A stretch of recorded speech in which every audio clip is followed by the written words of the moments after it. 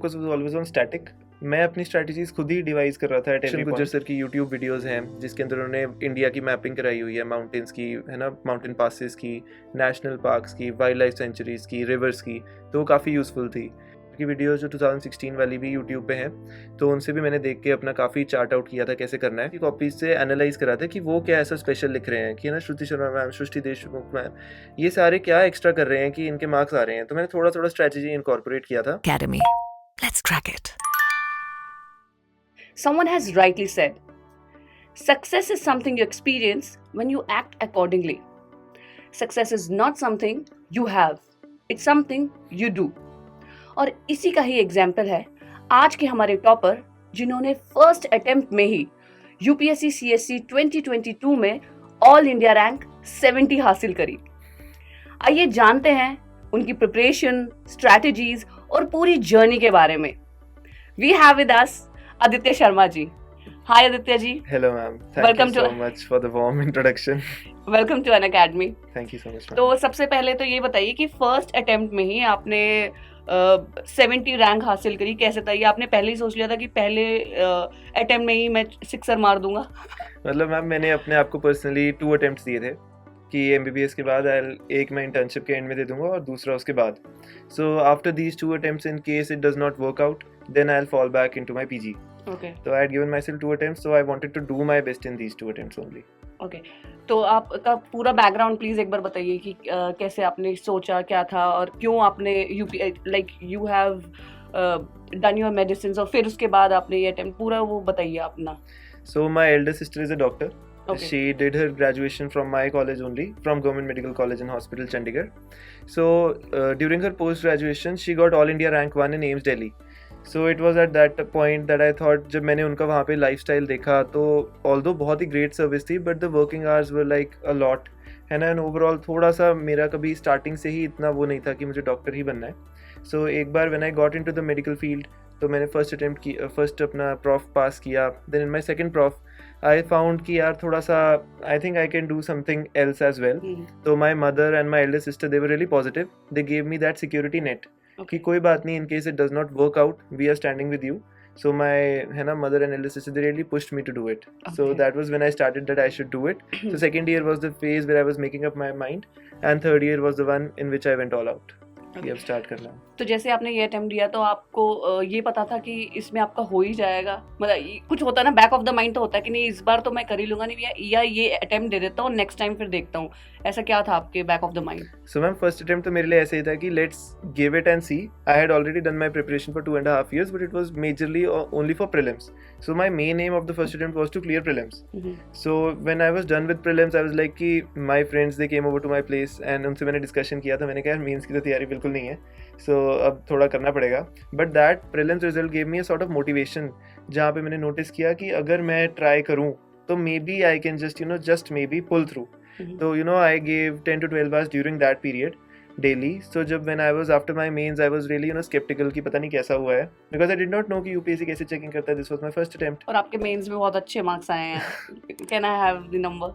सो ma'am, SA में I have got 130, या GS 1 is 107, 2 is 120, 3 is 100 and 4 is 119. So GS part was really helpful क्योंकि optional में I score 253, which isn't the best and honestly I was expecting more. So I think GS the answer writing जो मुझे लग रहा था कि मैंने बहुत कम करी है, that really paid out in the end. So ऐसे करके था। So आंसर राइटिंग का उस टाइम पे किया तो मैं बहुत ज़्यादा स्केप्टिकल था कि मेरा फर्स्ट अटेम्प्ट का पता नहीं कैसे रिजल्ट आएगा। मेंस का रिजल्ट आई वाज लाइक कि मे बी अटेम्प्ट तो सारे कर दिए थे, गुड क्वालिटी के थे, सो पता नहीं क्या होगा। When the result came, I was really happy. फिर उस टाइम पे I started off with my interview preparation, है ना, एंड द इंटरव्यू साइकिल। तो इस बार का वापस प्री आ गया था, है ना, 23rd को रिजल्ट आया, 28th वाज प्रीलिम। सो मुझे बहुत डर था कि यार प्रीलिम्स की तैयारी उतनी नहीं है, कहीं दोबारा ना देना पड़ जाए, एंड थैंकफुली अब नहीं देना पड़ेगा।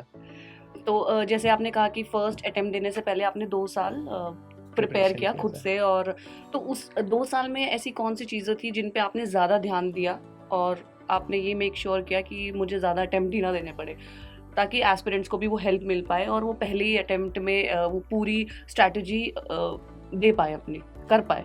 सो मैम, मेरे को लगता है कि मेरा main focus was always on static. मैं अपनी स्ट्रैटेजीज खुद ही डिवाइस कर रहा था एट एवरी पॉइंट।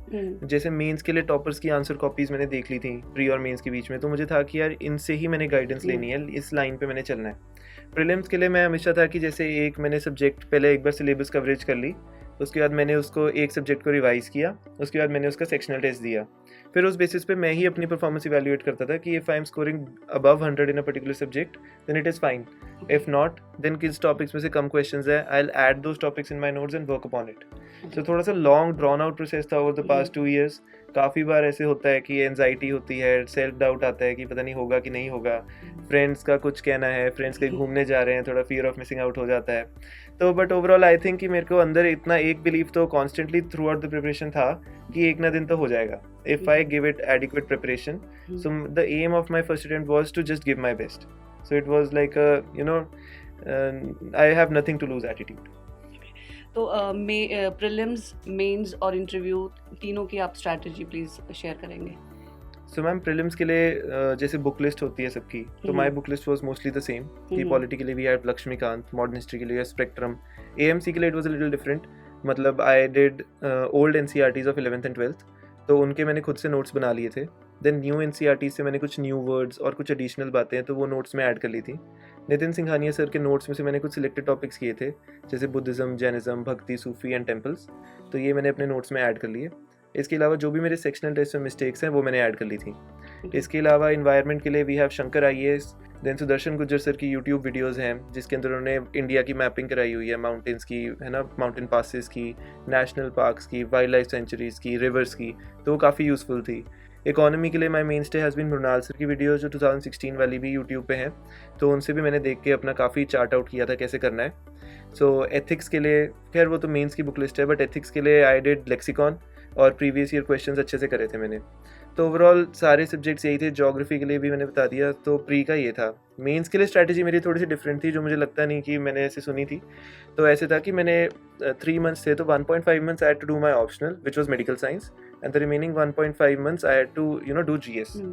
तो उस 1.5 months में से I would give 1 to 1.5 week for every exam. तो उस वीक में मैंने क्या करना है कि मैंने GS के पिछले 2 साल के PYQs वो मैंने खुद से सॉल्व करने हैं। एक क्वेश्चन करा, मॉडल आंसर से चेक करा और नेक्स्ट क्वेश्चन पे मूव ऑन किया। तो ऐसे करके पूरे वीक में मैंने 2 साल के GS के पेपर सॉल्व कर दिए थे। उसके बाद मैंने उनको टॉपर्स की कॉपीज से एनालाइज करा था कि वो क्या ऐसा स्पेशल लिख रहे हैं कि ना श्रुति शर्मा मैम, सृष्टि देशमुख मैम, ये सारे क्या एक्स्ट्रा कर रहे हैं कि इनके मार्क्स आ रहे हैं। तो मैंने थोड़ा थोड़ा स्ट्रैटेजी इनकॉर्पोरेट किया था। तो एक मैंने आंसर राइटिंग का सेशन भी था, वो आई वुड वांट कि लोग देख लें थोड़ा, उससे शायद फ़ायदा हो जाए, बिकॉज आई ट्राई टू है ना टेल एवरीथिंग कि उसमें क्या है। सो ये था मेरा मेंस के लिए स्ट्रैटेजी मेजरली। और इंटरव्यू के लिए ऐसे था कि इंटरव्यू के लिए है ना खुद पे पहले तो अपने आप को, अपनी हॉबीज़ को आइडेंटिफाई करना है। काफ़ी बार ऐसा होता है कि हम उन हॉबीज़ को नहीं भी परस्यू कर पाते, बट फॉर्चुनेटली फॉर मी मेरी तीनों हॉबीज़ जो थी, basketball, blog writing and wrist watches, तो वो तीनों को मैंने एडिक्वेटली फॉलो करता था।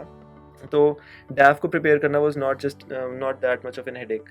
तो बस उसके बाद वही कोचिंग सेंटर्स पे I gave many mocks and many were very useful and so I think that it really gave me a big boost. For example Unacademy वाला जब मैंने मॉक दिया था तो मुझे काफ़ी अच्छा लगा था। वहाँ पे जो भी सारी फैकल्टी थे दे gave me really good reviews. In fact, I think they said that you are one of the best candidates this year. So that gave me, a really big sort of a boost. और जब मैं interview से एक दिन पहले भी उसको रेमिनिस कर रहा था तो मुझे काफ़ी अच्छा लगा था। तो ये था ना। तो जैसे कि मैंने ये भी सुना है कि आपने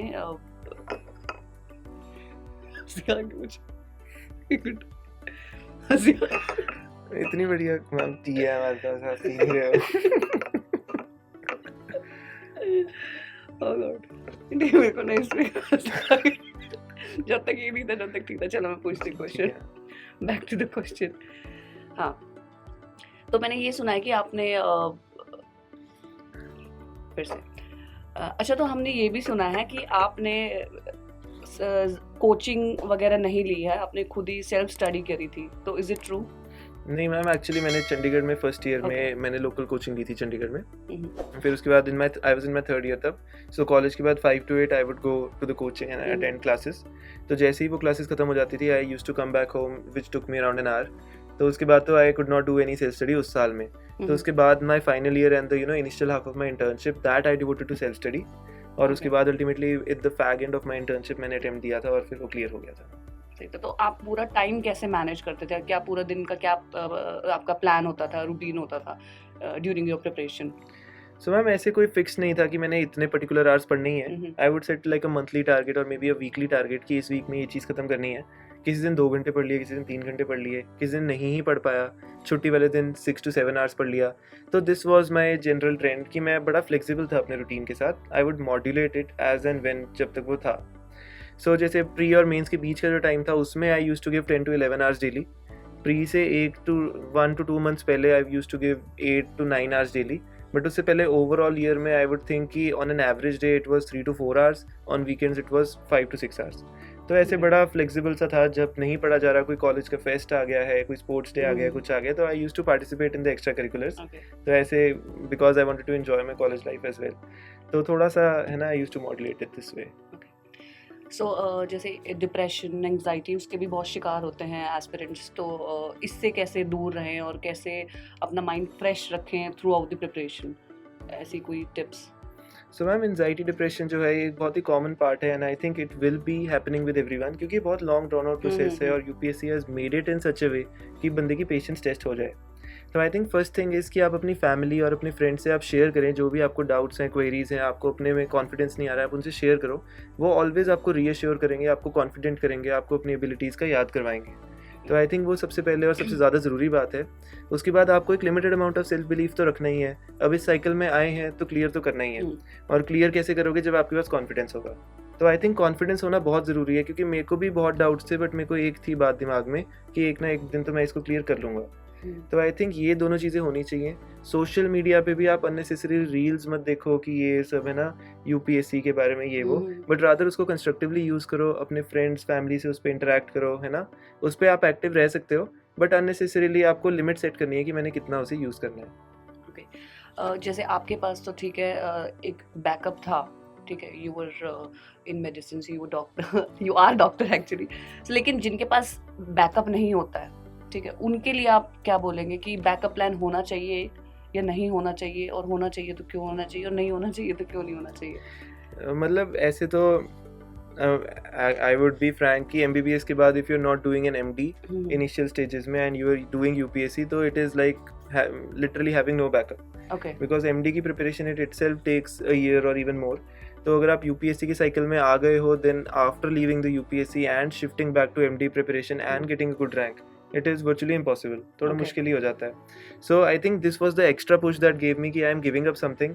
So I need to work hard for the thing that I am now aspiring for, because it will be difficult to come back inside.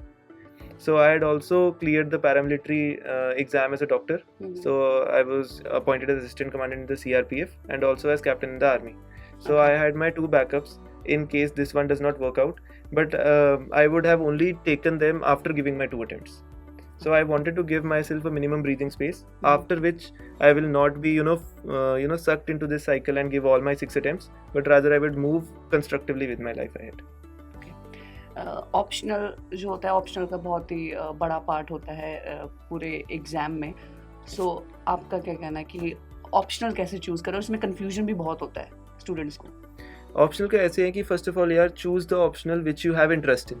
Marks कितने आते हैं, है ना, कैसे उसका असेसमेंट होता है, कितने बच्चे उसको देते हैं, that is all secondary. Optional में क्योंकि ऐसा है कि हर साल जो है वो ट्रेंड बहुत वेरी करता है. किसी साल पॉलिटिकल साइंस बहुत अच्छा है, किसी साल सोशियोलॉजी बहुत अच्छा है. In my case I chose medical science, क्योंकि मुझे ये था कि अगर मेरे को कुछ भी नहीं आता होगा, it was my first attempt, तो मैं कुछ तो लिख ही दूंगा, बिकॉज मैंने पूरी एमबीबीएस अपने पीछे करी है. I also had a decent amount of interest in medical science and picking up a new subject all together, वो तो बहुत ज़्यादा टाइम कंज्यूमिंग हो जाता जो मेरे पास नहीं था. So I chose medical science. And medical science optional is certainly important, but even after getting 253 I have got all India rank 70, so that means that GS and SA are also as equally important as optional. So I think it should be a balanced approach, ना ज़्यादा GS पे focus करना है, ना ज़्यादा optional पे, but choosing an optional wisely जिसमें आपको इंटरेस्ट हो, जो आप लॉन्ग टाइम तक पढ़ सकते हो, जहाँ पे आप वैल्यू ऐड कर सकते हो, that should be the optional you should choose. So Unacademy का क्या कंट्रीब्यूशन रहा है आपकी पूरी जर्नी में? सो मैम स्टार्टिंग तो जैसे जब मैं आया एमबीबीएस में तो हमारे तो एक ही आइकॉन थे, रोमन सैनी सर. तो वो आते थे, हे गाइस व्हाट्सअप, तो हम वहाँ से उनकी वीडियोस यूट्यूब पे देख रहे थे, वो छोटे छोटे टिप्स और ट्रिक्स बताते थे। तो वहाँ से थोड़ा सा मुझे इंस्पिरेशन भी मिला कि यार वो भी एक डॉक्टर हैं, फर्स्ट अटेम्प्ट में he also clear the exam. तो वहाँ से शुरू हुआ, फिर धीरे धीरे आई प्रोग्रेस्ड ऑन, फिर मृणाल सर की मैंने वीडियोस देखनी स्टार्ट करी, फिर सुदर्शन गुज्जर सर की वीडियोस देखनी स्टार्ट करी, फिर अल्टीमेटली मैंने जब मॉक इंटरव्यू दिया यूपीएससी का, the panel was really great, Saloni Khanna ma'am वगैरह सब थे उसमें। तो it was really you know they added a lot of inputs. In fact जो कृष्ण मोहन सर थे एंड में उन्होंने इतनी ज़्यादा कॉम्प्रिहेंसिव लिस्ट दी कि आपसे कौन से एक्सपेक्टेड टॉपिक्स हैं। Okay. So I watched my video again, वो सारे टॉपिक्स का मैंने नोट बनाया and it has really been useful.